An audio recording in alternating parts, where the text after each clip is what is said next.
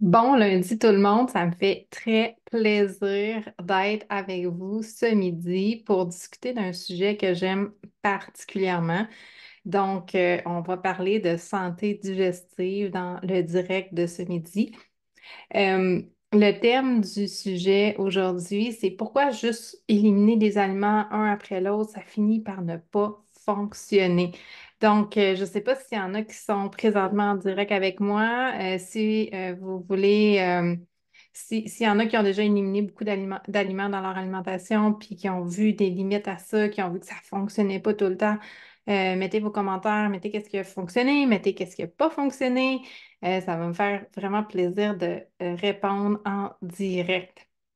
Alors, on va parler du vif du sujet. Donc, pourquoi que ça ne fonctionne pas? Je ne sais pas si vous avez été là dans la présentation quand ma tête a mal au ventre la semaine passée. Si vous n'avez pas été là, c'est pas grave. Je vais récapituler certains sujets qu'on a discutés la semaine dernière. Donc, pourquoi ça ne fonctionne pas? Donc, il y en a plein de diètes pour aider là, la santé digestive. Donc, des fois, les gens vont faire l'alimentation FODMAP, des fois, ils vont aller vers l'alimentation paléo, ils vont aller vers l'alimentation végane, puis carnivore. Puis là, à chaque fois qu'ils vont essayer quelque chose, on va comme, ah, OK, je pense que j'ai trouvé. Je pense que là, ça marche, puis j'ai trouvé la bonne affaire. Puis là, à un moment donné, au fil du temps, ils vont faire comme, il me semble que ça marche pas aussi bien que ça marchait, ou j'ai des symptômes qui sont venus, ou c'est pas toute partie non plus. Donc, qu'est-ce qui se passe? C'est pourquoi que c'est pas la seule solution. Donc, exemple, si on fait l'alimentation végane, souvent, les gens vont me dire, moi, je me sens tellement mieux depuis que je mange comme ça. Mais dans les faits, euh, c'est parce que les protéines végétales sont souvent plus facilement digestibles. Donc, ça fait en sorte que la personne va avoir besoin de moins d'acidité gastrique, de moins d'enzymes pour être capable de digérer les protéines végétales. Donc, si le problème de la personne, c'est un manque d'acide gastrique, à ce moment-là, le fait de passer à l'alimentation végane, va aider la digestion. Mais est-ce que ça règle vraiment le problème? Bien, pas tant, parce qu'à la longue, la capacité digestive va continuer à diminuer si on ne règle pas la cause du problème. Donc, pourquoi il y a un manque d'acidité gastrique dans ce cas-ci, par exemple? Donc, il faut vraiment essayer de comprendre pourquoi et non juste comme enlever des choses encore et encore. C'est la même chose avec l'alimentation FODMAP. Donc, sur le coup, on va vers une alimentation sans FODMAP. Les gens vont voir une amélioration, des fois pas, OK?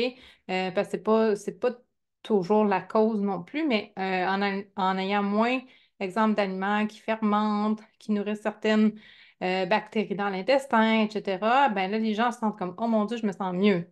Mais, encore une fois, on a coupé des aliments, des prébiotiques, donc des aliments qui vont nourrir les bactéries de l'intestin. Donc, si on fait ça à long terme, ben, on va avoir beaucoup plus de difficultés à long terme d'être capable de bien digérer certaines bactéries.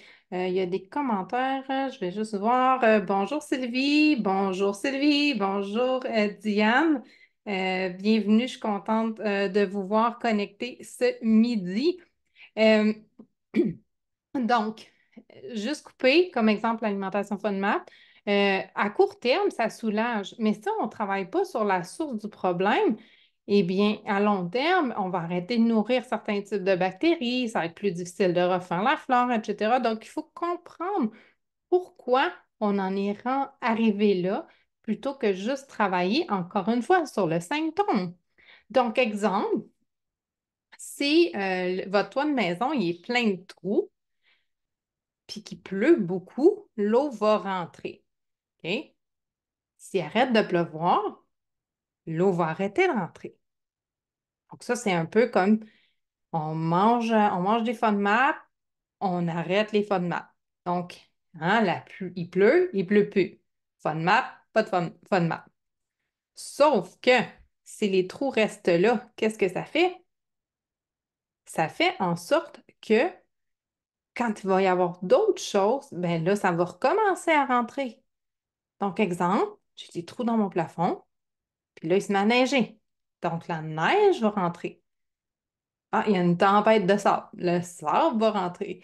Donc, tant qu'on ne travaille pas sur les trous, sur la cause du problème, on va continuer encore et encore à avoir des problèmes. Parce que s'il y a des trous comme, si on a des trous gros comme ça partout, ben, si on change, exemple, je ne sais pas, le lait de vache par un lait de soya, ben là, le lait de vache, il y en a plus qui passent par les trous, mais ça va être du lait de soya, ça va être la protéine de soya. Puis là, ben, il va y avoir d'autres problématiques qui vont être associées à ça. On va devenir sensible au soya parce que, on a remplacé un par l'autre. Donc, ça fait en sorte que le corps, il continue à recevoir le message que, ben, d'envoyer le message, en fait, qu'il y a un danger, un vrai danger. Donc, il faut vraiment travailler à réparer, à comprendre pourquoi.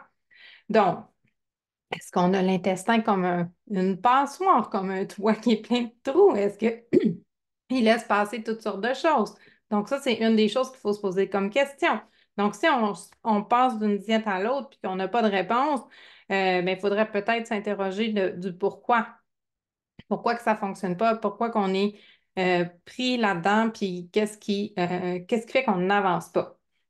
J'ai parlé pour l'alimentation végane du manque d'acidité gastrique. Donc, si on n'a pas suffisamment d'acide au niveau de l'estomac, ça va être beaucoup plus difficile de digérer certaines protéines, entre autres, parce que les protéines ont besoin de beaucoup d'acide pour être bien broyées, pour être bien digérées et assimilées par l'organisme. Si on manque d'acide gastrique, il y a une étape aussi qui n'est pas bien faite. Donc, l'acidité gastrique a aussi un effet comme d'eau de javel quand les aliments passent de l'estomac à l'intestin grêle. Donc, pour éviter la prolifération de certaines bactéries dans le petit intestin. Et la prolifération de ces bactéries-là, ce n'est pas nécessairement juste des mauvaises bactéries. Des fois, c'est des bactéries qui ne se retrouvent pas à la bonne place dans notre système digestif. Donc, c'est des bactéries opportunistes qui se retrouvent à une place, font comme, ah, ben, ça a l'air bien ici, hein, c'est cool. Il y a de la nourriture, j'ai ce que j'ai besoin. Bon, ben, je vais m'implanter là. Puis là, ben, de plus en plus, ils vont se multiplier. Puis, ça va faire une surcroissance de bactéries à certains endroits où il ne devrait normalement pas y avoir autant de bactéries. Donc, ça, c'est une autre des raisons.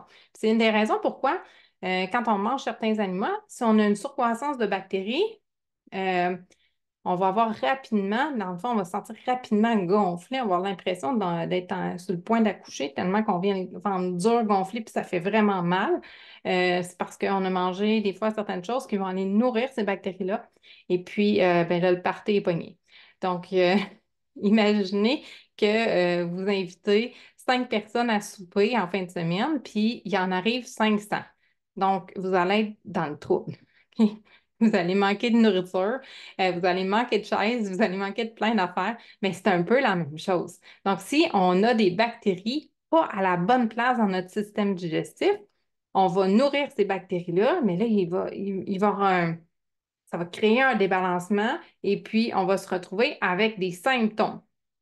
Donc, si on fait une diète d'élimination seulement, ben, on ne va pas jusqu'où on pourrait aller dans le fond, dans l'amélioration de notre santé digestive. Allô Chantal, contente de te voir connectée aussi. Contente que tu sois là avec nous ce midi. Donc, dans le fond, une diète d'élimination, peu importe laquelle qu'on fait, ça devrait être seulement la première étape pour améliorer notre santé digestive.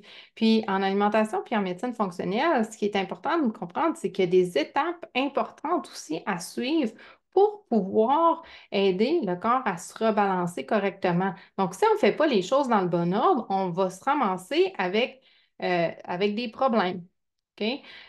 Si je sais pas. Si on va à la toilette, exemple, ben là, si on arrive à la toilette, que le banc de toilette est fermé, qu'on ne baisse pas nos pantalons, etc., on va être dans le trouble. C'est important de faire les choses en ordre, de faire les choses par étapes. Les étapes sont importantes pour aider l'intestin à se réparer. Donc, si c'est ça, si on ne fait pas les choses dans le bon ordre, à ce moment-là, on va se retrouver dans le trouble. Parce que si on essaie de réparer avant de faire la première étape, ça non plus, ça ne fonctionnera pas. Donc, imaginez qu'il y a le feu pris dans la maison. Donc, la première étape, c'est quoi que vous faites? Qu'est-ce qu'on fait s'il y a le feu dans la maison? Allô Nadine, allô Suzanne, bienvenue dans le direct d'aujourd'hui. Donc, si ma question est, si jamais il y a le feu dans la maison, qu'est-ce qu'on fait en premier? C'est quoi la première étape? On appelle les pompiers. Donc, c'est vraiment la première étape qu'on devrait faire si jamais il y a un feu dans notre maison. Donc, il faut éteindre le feu. OK? Si on n'éteint pas le feu, on n'aura pas les résultats qu'on veut. OK? Donc, on éteint le feu, mais une fois que le feu est éteint, c'est, on n'a plus besoin des pompiers.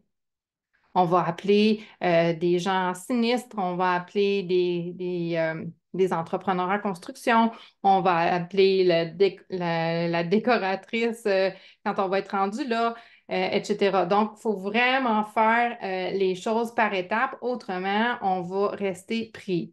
OK? Donc, il y a un feu, on sort dehors, on appelle les pompiers. Oui, on sort dehors, Diane, c'est vrai, t'as raison.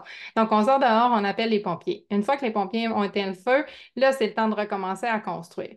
Donc, si on ne fait pas les choses par étapes, c'est là que le trouble commence, c'est là qu'on ne verra pas les résultats qu'on cherche exactement. Quel résultat on veut pour, en bout de ligne, se sentir bien. Donc, oui, on peut être confortable dans une alimentation d'élimination, mais le message que je veux vous divulguer aujourd'hui, c'est que c'est l'importance d'éviter de toujours couper, puis couper, puis couper, puis couper. Parce que si on fait juste rajouter des aliments qu'on coupe, puis d'autres aliments qu'on coupe, puis d'autres aliments qu'on coupe, ben, on finit à la longue par avoir l'impression qu'on ne peut plus rien manger. On se trouve vraiment restreint. On a l'impression que le corps ne travaille pas dans la même équipe que nous, en fait, qu'il travaille contre nous. On ne comprend plus ce qui nous arrive, on devient découragé. Donc, vraiment, si vous avez l'impression que vous tournez en rond, qu'il n'y a rien qui fonctionne, que vous avez essayé telle diète, telle approche, ben peut-être qu'il faudrait essayer une approche qui va y aller vraiment par étapes. Donc, si ça vous intéresse, n'hésitez pas à mettre un commentaire, écrire que vous auriez besoin d'aide ou partager quelque chose que vous avez déjà essayé qui a bien fonctionné. Sur ce, je vous souhaite un super beau lundi. Profitez de la belle journée magnifique qu'on a, du soleil, de la chaleur. Ça va être une magnifique semaine. On se reparle la semaine prochaine. Bye bye.